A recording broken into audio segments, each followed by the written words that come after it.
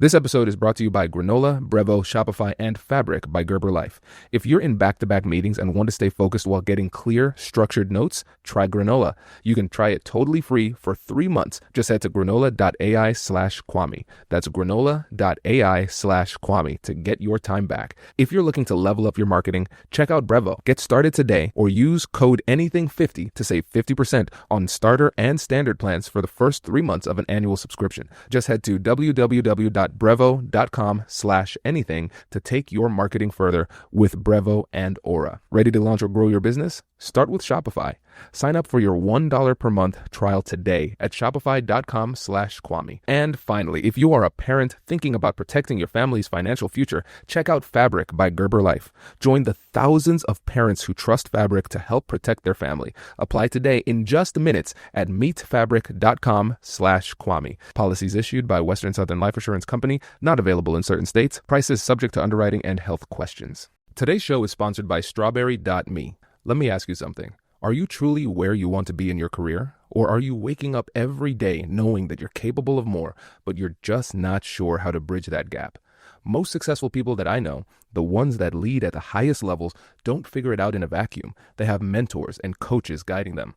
I've always said that the most important negotiation you'll ever have is the one you have with yourself. And for me, one of the toughest self-negotiations that I had to have was unlearning the belief that I could do it all by myself. Early on in my journey, I thought that I had to have all the answers, but I quickly realized that the fastest way to hit a ceiling is to work in isolation.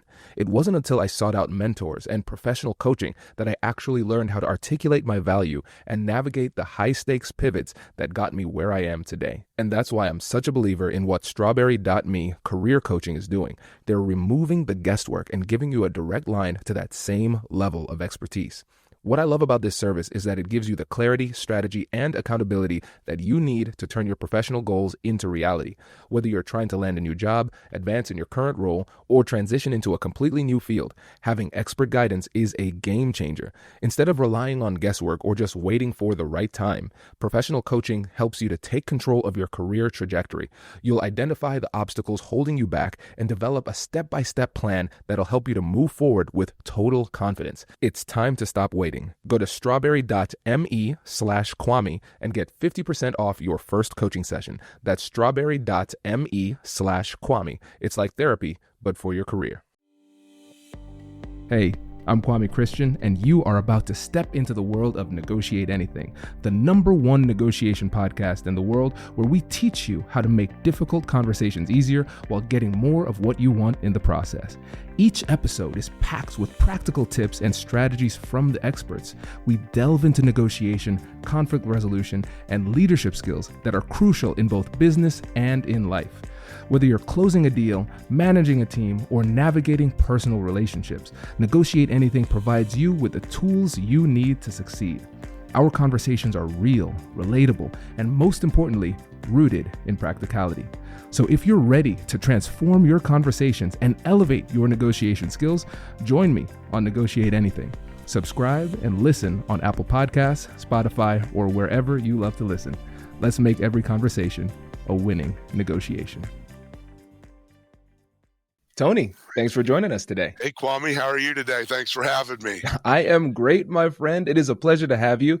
So how would you get us started by telling us a little bit about yourself and what you do? Well, thank you. Again, it's thrilled to be with you today to have this discussion and work on getting some information out there. But yeah, I'm the mayor here in the city of Lafayette. I'm actually in my 6th term as mayor. So just getting ready to just starting my 22nd year as the mayor of the city of Lafayette. And prior to that, I was a retired police captain for 21 years. So I've been coming to the same building to work for 42 years now, and also served on the Lafayette City Council for 4 years also. So work here, like I said, as the mayor of Lafayette. We're a advanced manufacturing type community. We have companies like Subaru, Caterpillar, Toyota, GE Aviation, Avonic, Wabash, lots of companies that people probably would recognize their name as global competitors and players in the global market.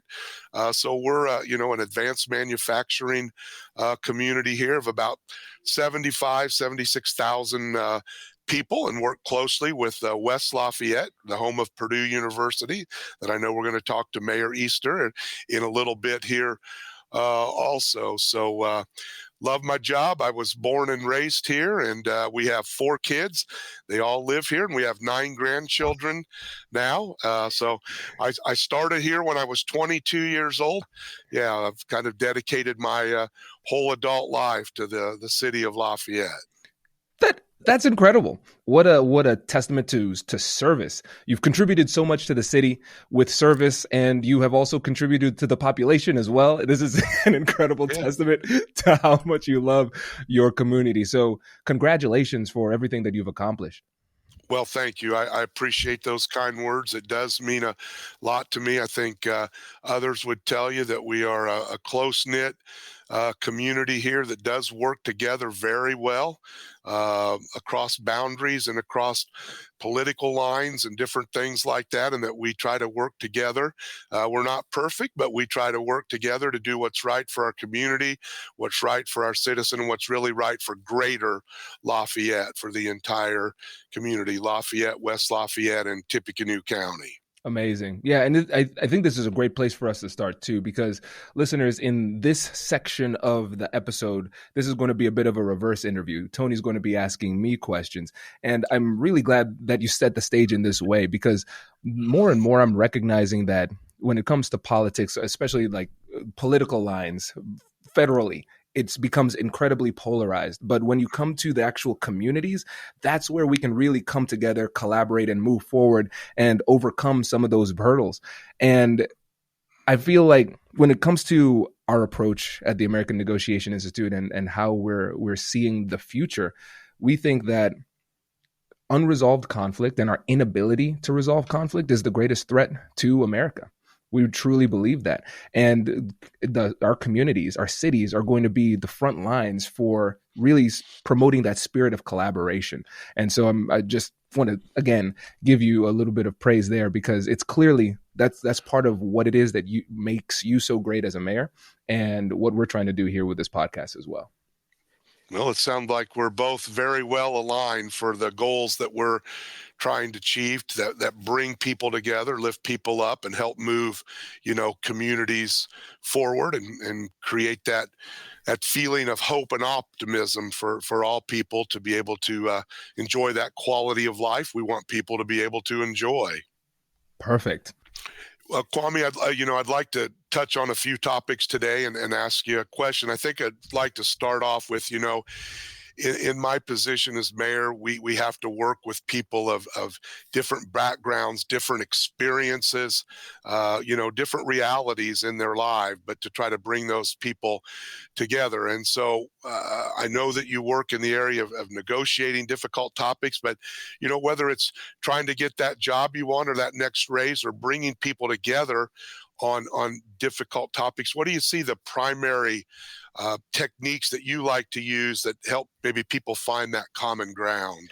Yeah, great question. And I think for us, a lot of times when it comes to these tough conversations, we start the conversation off at the wrong spot. So we often start things off at the point of contention. So this is where I don't like you. This is where you don't like me. Let's start right there. So we go with some negative momentum, taking us in the wrong direction. So what I like to do at the beginning of these tough conversations, especially when you're talking to somebody where it might seem as though we are on opposing sides, is I want to have this same team mentality. So let's talk about it from this perspective. We're both brothers in the Big Ten. We're in Ohio. You're in Indiana, right? Well, you're the national champion now too. So yeah. Well, thank you. Yeah. And so for us, here's a great example, right? So we could say, okay, we have Ohio State and Purdue, and when we're up against each other, we're teams against each other, we're opponents. But then we could say, hey, no, we are part of the Big Ten. We're part of the same conference. We're moving in the same direction. And I think one thing that we need to do at the beginning of these conversations is make sure that we're framing this the right way. So if it's a salary negotiation, I'm not just asking for money for myself. I'm saying, I think there's more that I could bring to this organization. The organizational goals are this, and this, and I believe I can add value in this way. And in return for that additional value, I'd like some value in return. This is a win-win.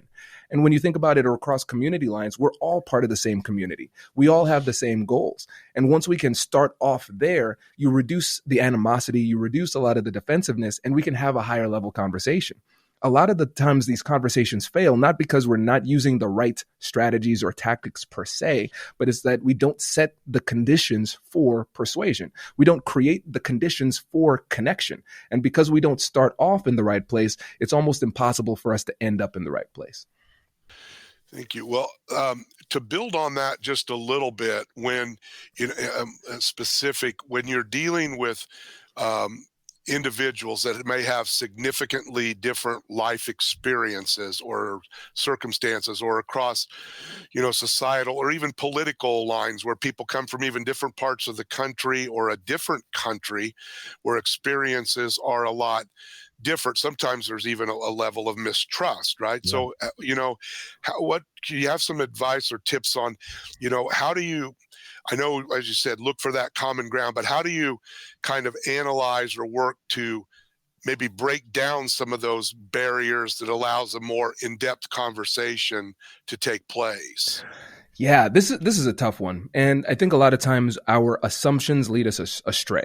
And so we need to switch from assumptions to hypotheses. So here's what I mean. So if I assume something about somebody, I believe this to be true and I act as if it is. But if I switch it to a hypothesis, I think it might be true, but I'm humble enough to recognize that it might not be true. So I'm going to go through this conversation and allow them to educate me, tell them about themselves, tell me about themselves, and not me assume.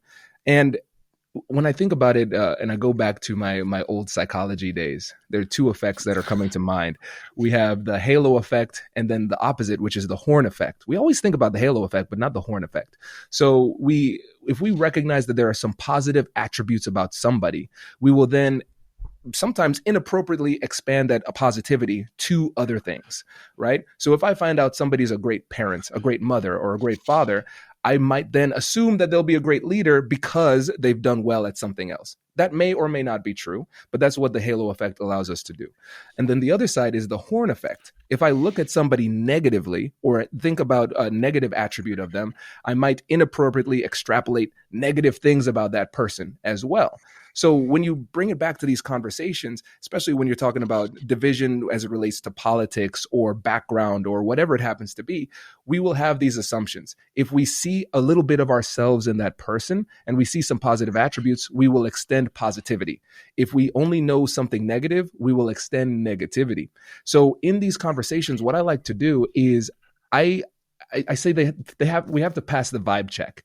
Again, we start in the wrong place. I'm going to make sure that I take enough time to discover something about this person that I admire.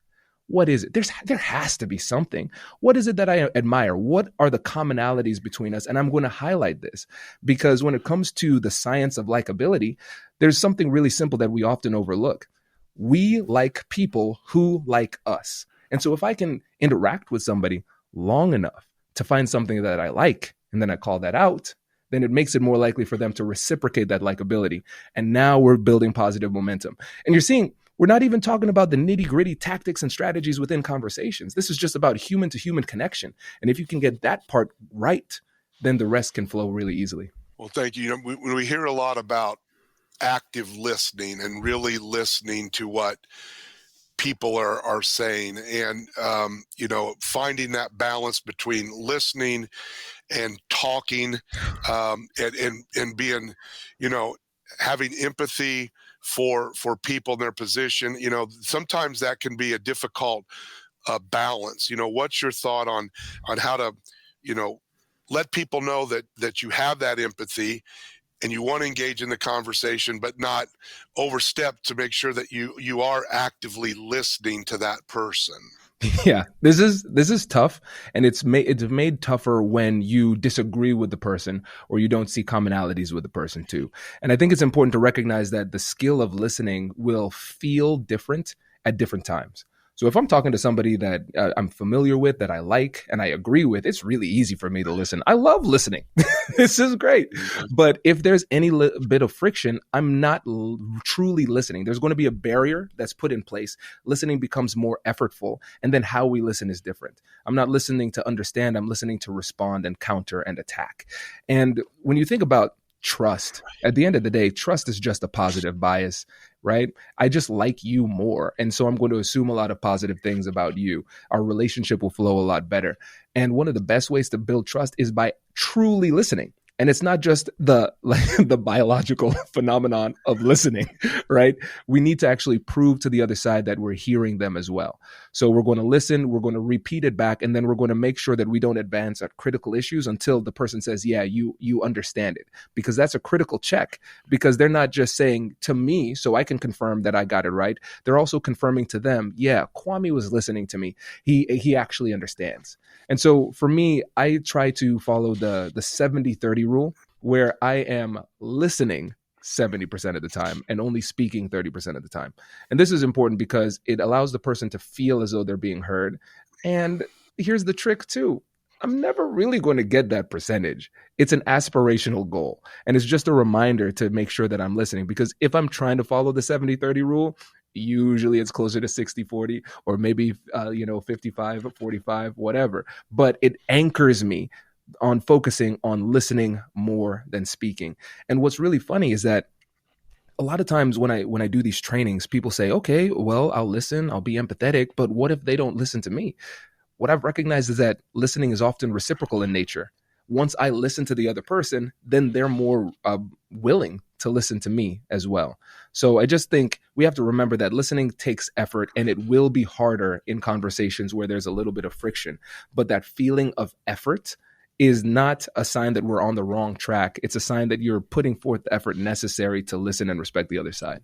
Well, we both know that we live in a digital world. We experienced that when we were trying to get all this set up today, correct? Right. So we live in a digital world, and in a digital world, with everybody having so much access to information, there can be a lot of disinformation out there, right? And people have some preconceived ideas on both sides of a discussion because of misinformation and then stereotyping because of that information. I mean, I face that even in my job. If I did everything that some folks think I've done, I might be the richest guy in the country, right? I mean, but how do you work as you're starting a difficult conversation or trying to bring people together when there can be a lot of misinformation, even about a project you're working on?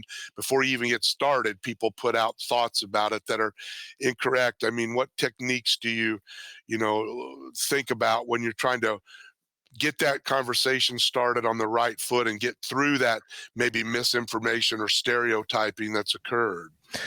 This is really tough, because one of the things that makes America great is the same thing that makes these conversations really tough. It's freedom of speech. I can say whatever I want, whether or not it's true, right? And so when you think about where we are right now in society, this is called the information age, but nobody calls it the age of wisdom.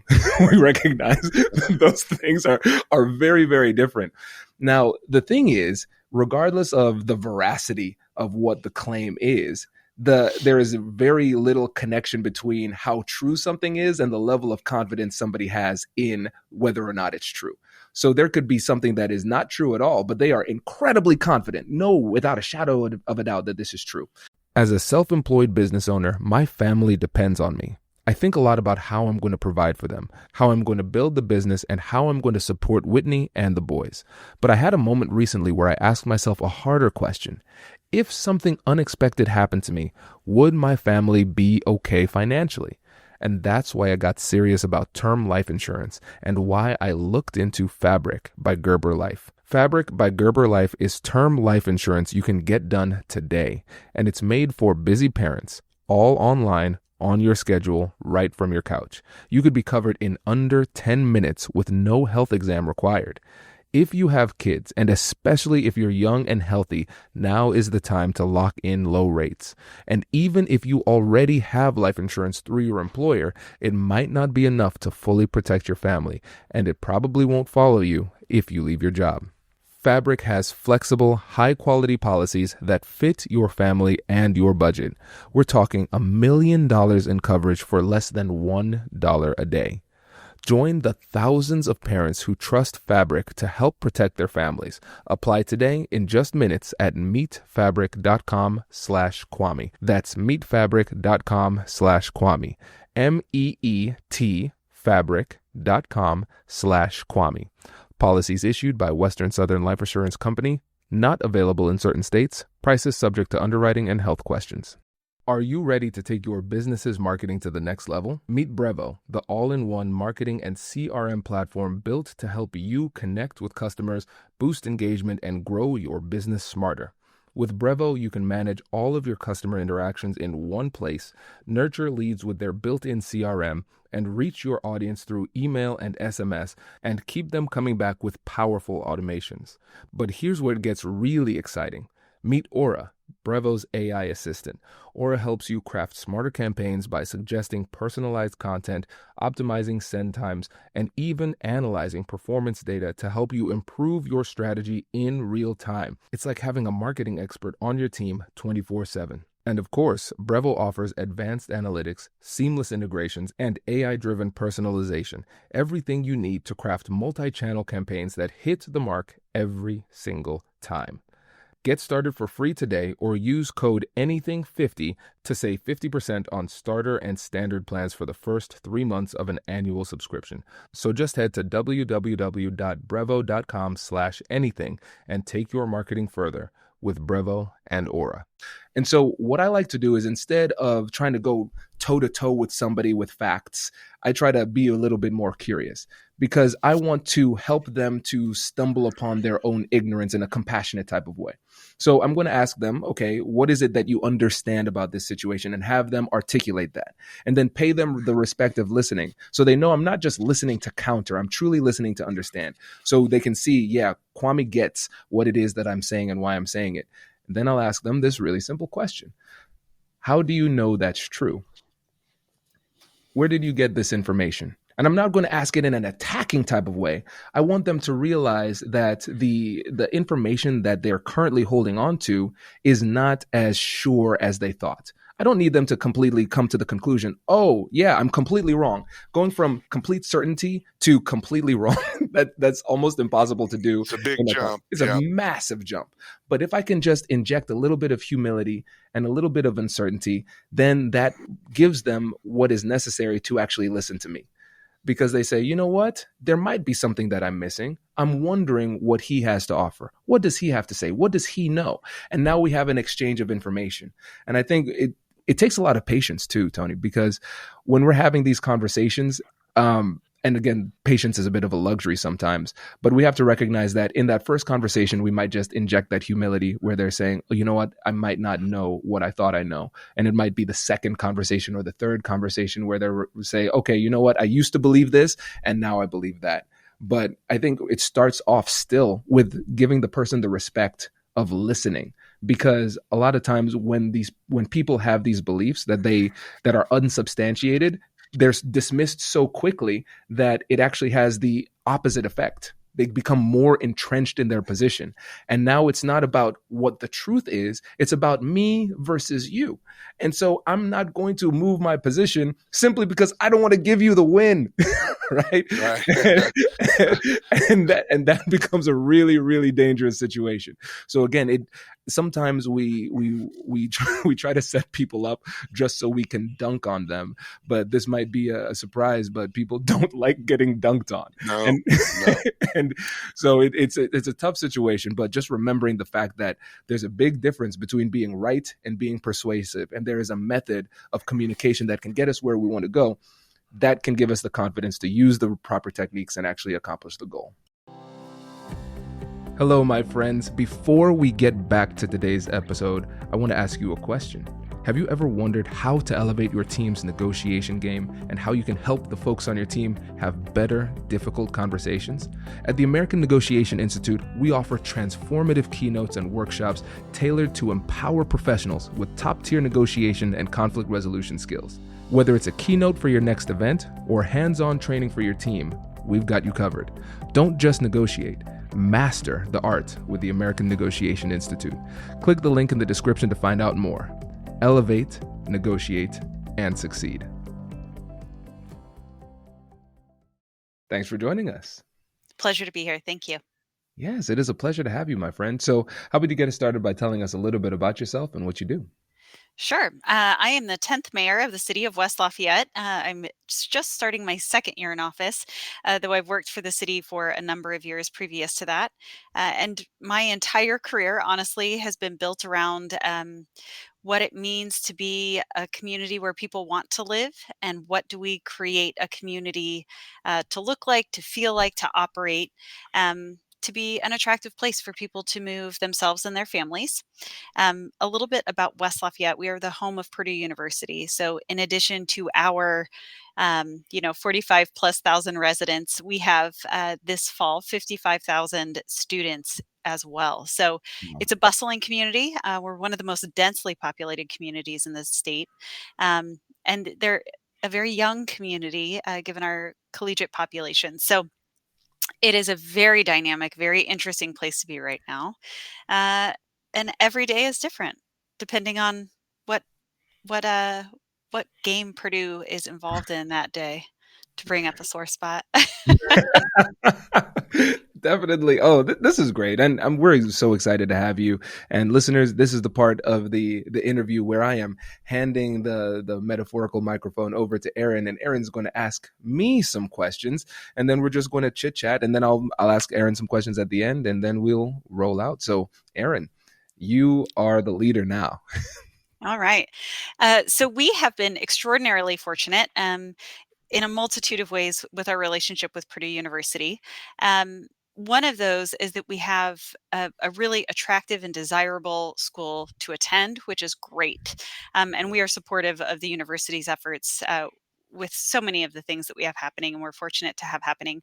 But with that, we have a sizable international student population, and we have several current existing businesses that are international population based, but one that is recently announced that they'll be moving to our community and growing within our community. It's a South Korean company, and we want to make sure that everyone feels like they're welcome here. But it is easy to understand that Seoul, South Korea, and West Lafayette, Indiana are not the same place.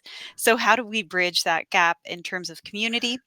Outside of just creating amenities that people want, how do we create and foster a dialogue that makes our new citizens feel welcome and makes our current citizens open to being welcoming?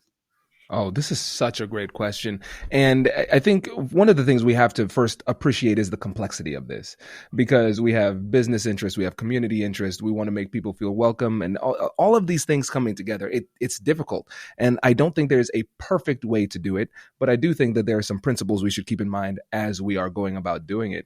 And again, one of the things that has come up so many times in our time together, you and me and Mayor Tony as well, is just remembering the human element. At the end of the day, we're all people. And I had an FBI special agent, his name was Jack Schaefer, on the podcast a couple of weeks ago. And I love the metaphor that he used. He said, if you think about human psychology as a cake, you start to understand the difference between the fundamental psychology and the cultural differences. So the human brain, everybody more or less has the exact same operating system that we're using. That's the cake. But the icing, that's the cultural nuance, right? Where are you from? How do you do things? And so we need to make sure that we are not overcomplicating things, because we have to remember at the end of the day, we're still people with the same psychological needs and drives, but sometimes we can overcomplicate things with the cultural aspect. And what we need to do first and foremost is create opportunities for connection and communication.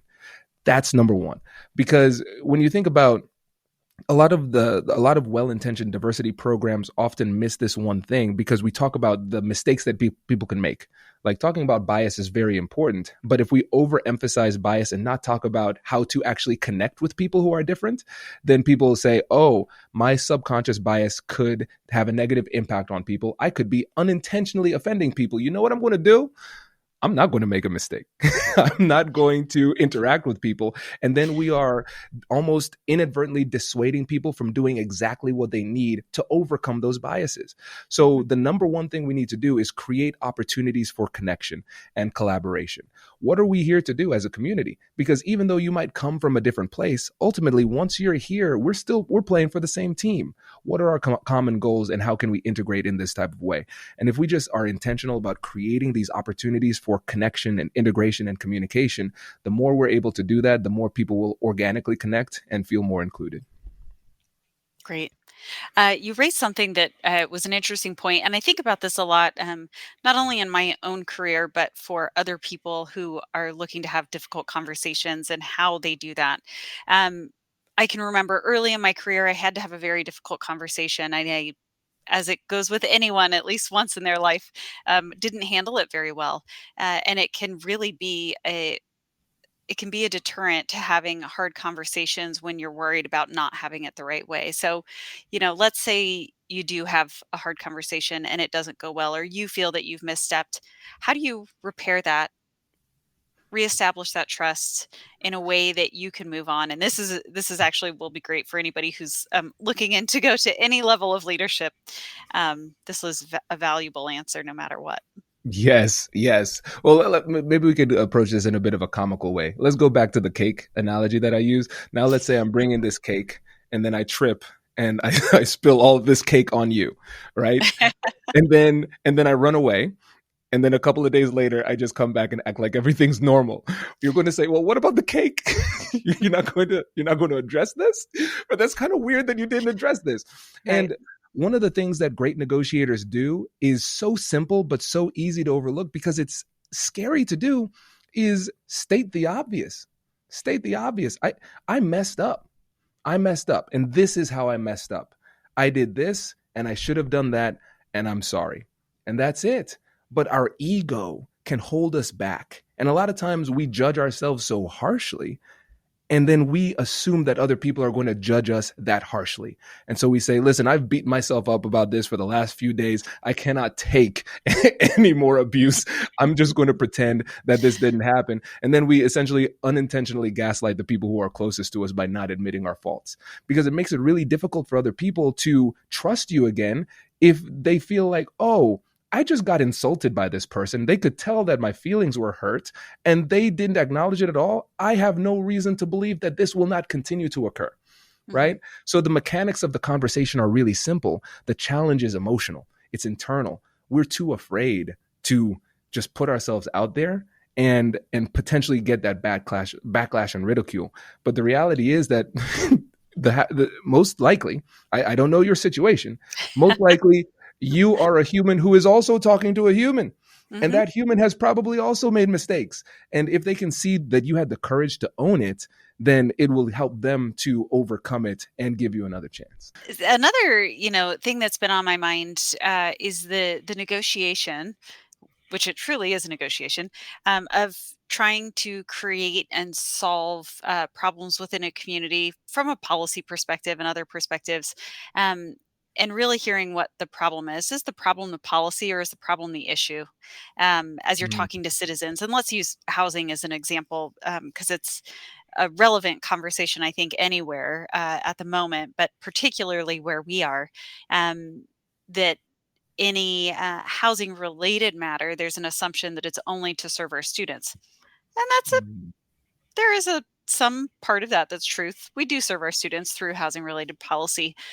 But we have a lot of other people to take care of within our community, especially as we look at growing populations. So, how do you, especially in a media environment that's not as easy to communicate as it once was. What are some great tips that myself or any local leader can use in communicating factually with the people that you serve, and making sure that they actually can hear you and understand what you're saying. I'd like to have a conversation with all 45,000 people. That probably won't happen. So what are some other tools and tactics that we can use to make sure that we're communicating honestly with integrity with our citizens, and we can do so in a way that will reach a lot of them in a short amount of time? First of all, I want to say I admire the bravery of politicians because the media environment right now is bananas. Right? It is wild, and so a lot of times it seems like misinformation is the intent. So please, please stop. Please stop. Could be. Right. And so in these situations, I think it's one of those tough things because I studied policy and I recognize that transparency is really fundamental and important in government because it helps us to fight against corruption and misbehavior. And at the same time, negotiating in public is extremely dangerous and difficult too. And so we have these two competing interests because think about the level of trust and vulnerability you want to have with somebody in order to have a really important conversation. But at the same time, they might not be willing to share as forthrightly because if it's in public, now that stuff is out there. I might be willing to have a trusting, vulnerable conversation with you as an individual, but not the entire world. So Right. how do we deal with that? And so I think we have to understand what is for public consumption and what is for private consumption. And recognize, like you said, you can't have an individual, intimate conversation with all 45,000 citizens, but you can pay attention to the people who have an incredible amount of sway and trust with a certain group of citizens. Right? So what you can do is you could have a private, vulnerable conversation with the leader of a group, right? You said we're going to have an influx of people from South Korea. There might be somebody who is leading an organization that has a lot of influence there. You establish a really strong trusting relationship with that individual where you can have vulnerable conversations and they can bring the challenges from their people to you and you can speak with them intimately. And then you have a message for public consumption, but then you can have those private conversations and then they can distribute the information to their folks. And so it's a little bit of a strategy like coalition building and negotiation. We recognize that, all right, maybe independently I might not have as much leverage, but if I bring people together, I have more. And so for you, if you were to engage with leaders of different coalitions within the community, you can get those leaders on board, and then those leaders can carry the message to their people. Because we have to recognize, especially with a lot of misinformation out there, there might be such a level of skepticism between you and the people that you need some kind of trust bridge between you and the people. And that relationship with the leader of that community might be the way to go. If you're leading a lot of meetings, or if you're in meetings back to back all day, you know how mentally demanding that can be. You're trying to stay present, you're contributing, you're thinking strategically, but part of your brain is also tracking action items, decisions, and follow-ups. That's why our team uses Granola. Granola is an AI-powered notepad built for the way real people actually meet. Here's how it works. You take rough notes like you normally would, and in the background, Granola securely transcribes the meeting, and when it ends, it turns everything into clean, structured notes that are actually useful. And what I appreciate the most is that it works through your device's audio. It integrates seamlessly into the video conferencing tools that you already use, and there's no complicated setup. It just fits into your workflow. Granola doesn't replace you in the meeting, it augments you. It lets you lean in, focus, and listen deeply while still walking away knowing exactly what was deciding, who owns what, and what comes next. Before Granola, our team would spend extra time cleaning up notes and double-checking details. Now, we leave meetings aligned and clear. It saved us time and helps us to operate at a much higher level. If meetings are eating up your day, Granola is a no-brainer. You can actually try it completely free for 3 months. Just head to granola.ai/Kwame. That's granola.ai/Kwame to get your time back. Get 3 months free at granola.ai/Kwame. Picture this. It's late at night, you're scrolling, and you see something that you've been looking for. You click, you add it to your cart, and head to the checkout. But then it happens. You can't remember your password. You don't have your wallet nearby, and you start thinking, I'll just come back to this later. And that's when you see it, that purple Shop Pay button. One tap, done. It's one of the smoothest checkout experiences out there, and as someone who has studied decision making for a living, I can tell you, reducing friction changes everything. Shopify is the commerce platform behind millions of businesses all around the world and 10% of all e-commerce in the United States, from brands just getting started to major household names. With hundreds of ready-to-use templates, Shopify helps you build a beautiful online store that matches your brand style. It's packed with AI tools that write product descriptions, create page headlines, and even enhance your product photography, helping you to move faster. You can create email and social media campaigns to reach customers wherever they're scrolling. And you can manage everything from one place, from inventory to payments to analytics, without juggling multiple platforms.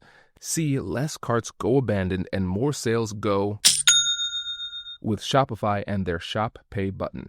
Sign up for your $1 per month trial at shopify.com/Kwame. Go to shopify.com/Kwame. That's shopify.com/Kwame.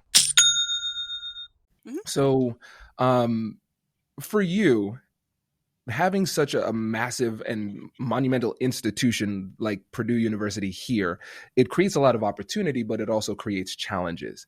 And when you see maybe culture clashes or clashes of interest between the university or the residents of the university, the students, and the citizens of West Lafayette, how do you go about trying to navigate those difficult conversations and bridging the gap between the parties?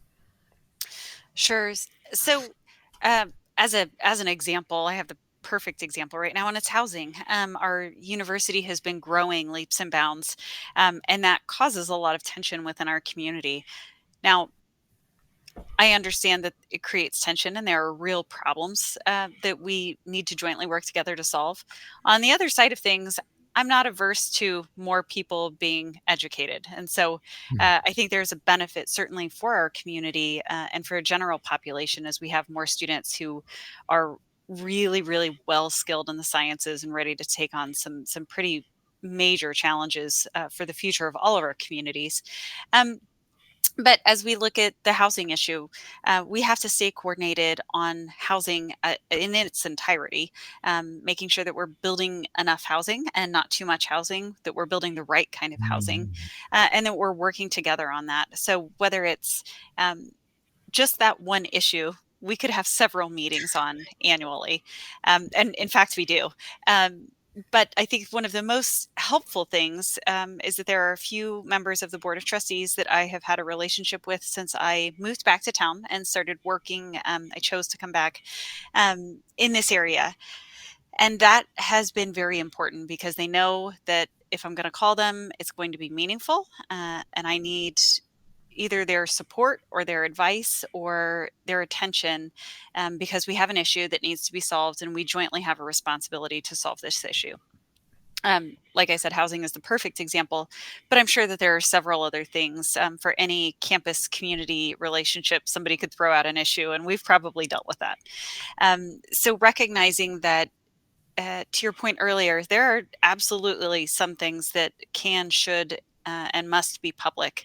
But as you're having some of those more difficult conversations, there is a bit of privacy that helps being honest and being vulnerable about that conversation and understanding where both parties might land on an issue.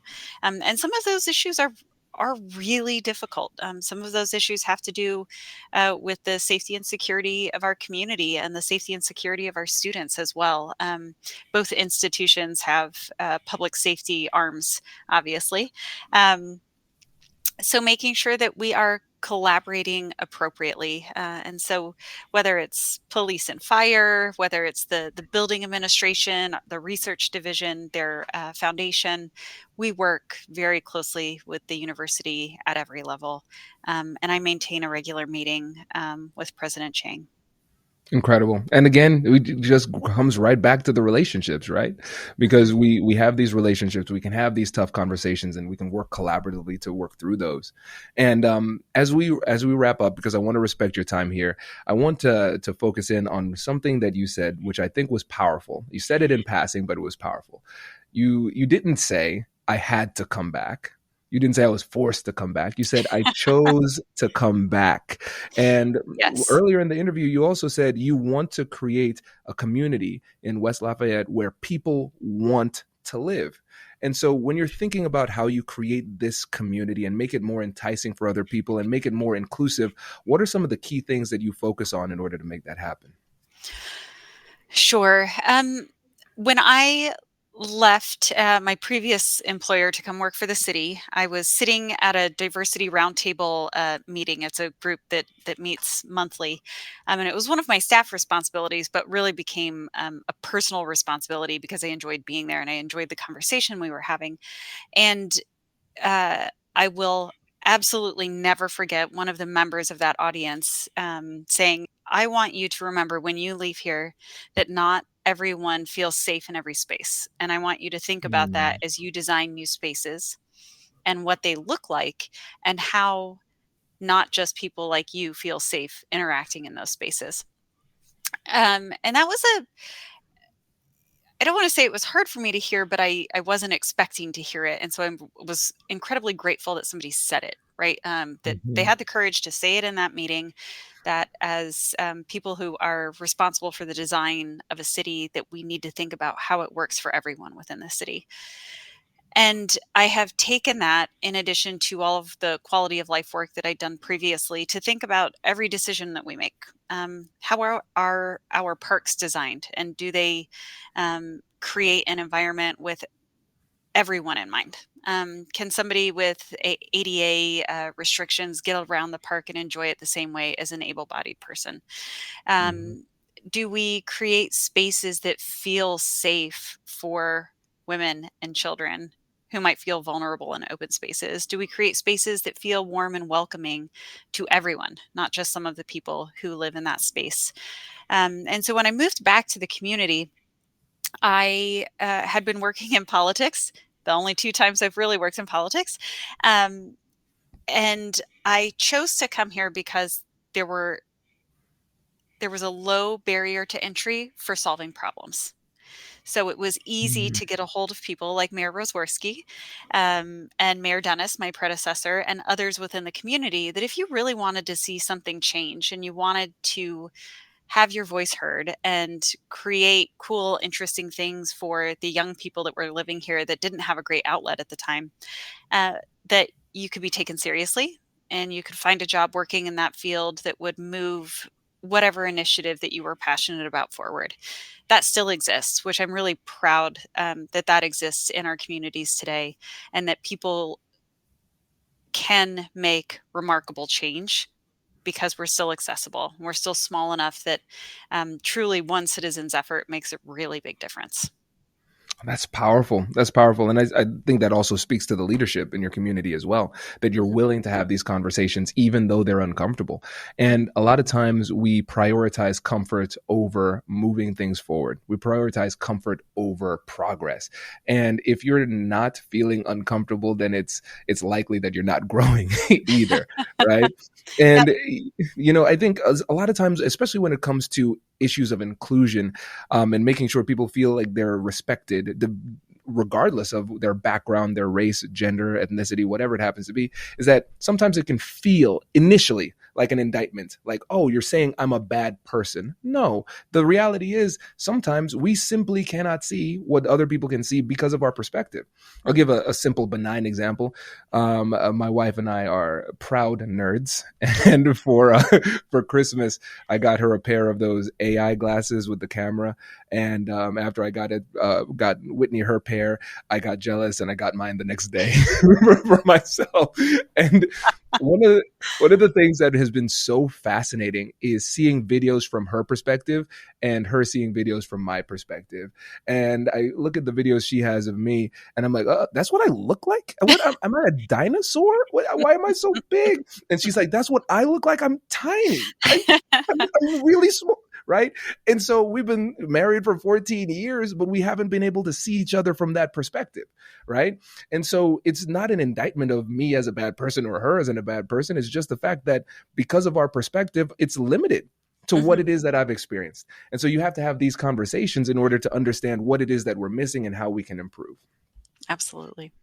So, with this part of the interview, I'm going to be interviewing both of you about the spirit of collaboration between your cities and what other communities can do to work together and work through toward common goals. And so, Erin, I want to pass the ball to you to start off. When you think about the collaboration between West Lafayette and Lafayette, what would you say are some of the key values that bring both of the communities together? Sure. I will. I will say first that I am extremely fortunate. So I'm entering my second year in office. I've had the great fortune of knowing Mayor Roswarski for quite some time, over a multitude of careers of mine within the greater Lafayette area, and so that's really built on trust. We have worked together. We can rely on each other, and we know that. And I think that spirit of collaboration has existed for quite some time in Tippecanoe County where we are. But, that still requires that we show up, that we're honest with each other, that we make sure that, our partners don't find out anything in the newspaper that we should be telling them. And always keeping in mind that, everything that we do is always in the best interest of the community. So regardless of what the issue is, that's where the relationship always has to start. I think, Erin touched on a lot of important points, and she said her predecessor, Mayor Dennis, and I know she won't mind me mentioning him because he was a mentor for her. Him and I were very good friends, actually served on the police department together. And I think that's what you find in this community is that people build relationships, whether it's relationships in at work, in the community, as part of the public service structure in our community. People build relationships here and they care about the community. And when you care about the community, having those difficult conversations or just being able to communicate effectively happens easier, and it happens at a much higher level. And so, but you have to be active about it. And so we actively see each other. We actively have monthly scheduled meetings. We actively have we purchase some chemicals together. We serve on different boards together. It's not just about talking too. It's about actively engaging processes that bring us together and be able to have those conversations. And it's with us, it's with the Tippecanoe County Commissioners, it's with Purdue and Ivy Tech. And so you can be honest because we can't see everything exactly the same every time because the communities do have different constituencies. They have different problems or different issues that aren't always identical. And so you have to be able to adapt and be in that proper mindset when we do that. And then, we say this here that, there are Democrats and there are Republicans, but when elections are over, we're just all C's, and that's citizens.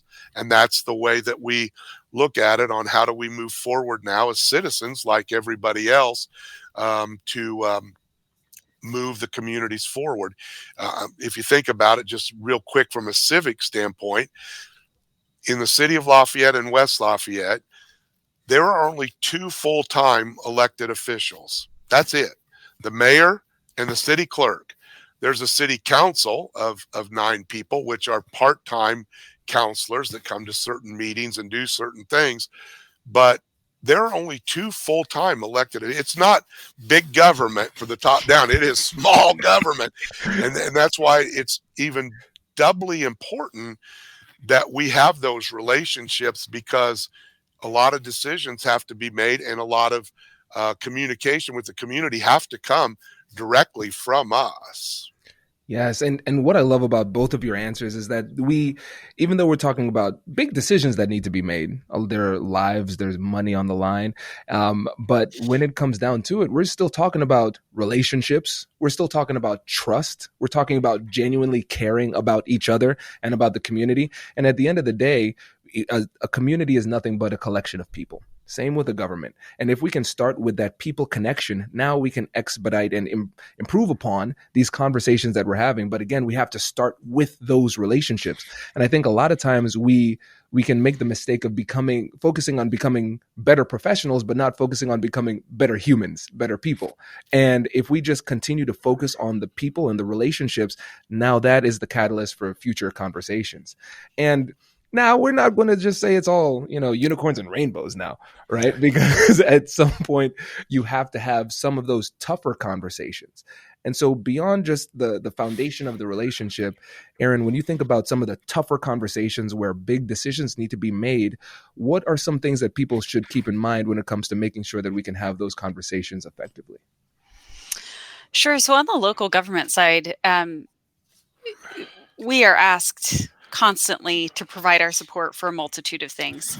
And I think one of the things that is so easy to find yourself wanting to do, but maybe you have to take a step back and really consider the impact of what you're doing, is when we're asked to take up an issue or a cause, right? That we may or may not personally agree with, that our community may or may not personally agree with. And we have to have some really difficult conversations, one, to understand where the community is coming from, but two, understand what the appropriate pathway is. There are a multitude of options that we can take, and not everyone is the right one to solve that difficult problem. And it always starts with listening to people, even if you can't agree with them. And I think Tony and I have both become expert listeners. You have to start with listening to the most important thing to your constituents, regardless of whether you agree or not. At least you are coming from the same place and giving them the time and the respect to listen to what is important to them. And then, there may be a hard conversation about what you can and can't do as local government. We are easily expected to solve a lot of issues. And there are a lot of things that are fully outside of our sphere of control. We can have influence in those. We can talk to people and encourage them, but we can't always solve every problem. So finding a pathway where people understand where we can have impact, where we can be meaningful as elected officials and as local governments, and providing support to that community with recognizing that some issues we're unable to solve. So I think that's probably one of the harder things to be able to manage on a day-to-day basis. Well, I think, a couple things come to mind, and we touched on it a little bit earlier.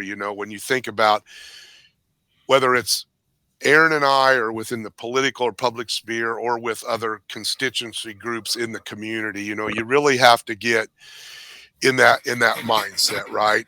You have to understand the situation, try to have empathy, as we discussed earlier, and get things started on that solid footing to have those critical conversations. It's as old as time almost, but you also have to begin with, truly having an open mind when you start those conversations. Do you truly have an open mind?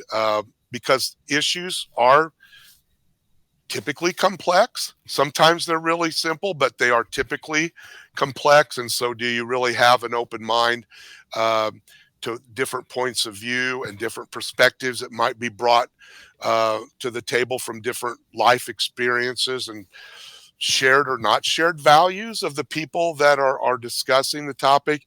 And so, you kind of try to work yourself into that mindset. And then, one thing that I've always had to learn is patience and persistence. You do have to be patient. Complex issues, difficult conversations sometimes take a long time, and they're not something that you solve just at one shot. I'm a firm believer that incremental progress is a good thing. And if you can make incremental progress and finally get to that end result, you just sometimes got to be persistent and be patient. You just don't get it all in one shot or one conversation. And I think that's important, and then just be adaptable along the way. How do you adapt to things that present themselves that you weren't ready for. And then sometimes what I tell my kids, my grandkids, you got to be resilient, right? It's not all going to go your way. You're going to get knocked down. Something's going to happen, or you're going to make a mistake in a conversation, right? That happens. We've all done it, where you make a mistake in a conversation. We're human beings, and you're going to have to try to patch it up, lift it up, and move it forward and be resilient, with the process. So I think whether it's intergovernmental or just people in general, just getting into that mindset of how you tackle something is an important step. I agree 100%. And what's fascinating about this, again, this is something that we have discovered and rediscovered on this show over the 9 years of doing it, is the fact that a lot of times we focus so much on these high level strategies, tactics, and we try to be these ninjas in these conversations, and you just need to be good people who listen and care. And that's the foundation. And one of the things that you mentioned, Erin, was the path, helping people to understand the path from where we are now to where we need to go. And then, Tony, you talked about the process as well. And so it's not just about decision making, but also helping people to understand the process. So when incremental change does occur, they don't think it's a failure. This is actually part of the process. We're doing it the right way. So this is great. And I want to be respectful of both of your times, because I know you've got a lot of important work to do. And I just want to give you an opportunity to leave the audience with a piece of parting advice for leaders who find themselves at the top of organizations or in communities, and they're trying to bring people together. What do you think is the number one thing that they need to keep in mind to make sure that those conversations can go as well as they possibly could? I have found that having a group of people outside of your organization that you can lean on, whether those are mentors, whether they are friends or colleagues, but outside of your organization that you can really work with on these really tough issues, and say some things out loud and see how they land, because you're going to have to work through that issue one way or another. It's helpful to have a team there to help you with it. And then always just remember, in difficult conversations, especially if you are the one bringing the difficult conversation, uh, y- you a lot of compassion and grace goes a long way. That's a big question to narrow down into one thing, but I think when you look at it, and you touched on a little bit earlier about we're human and we're people too, and not our position. I mean, I think that's that really boils down to that relationship and that trust, right?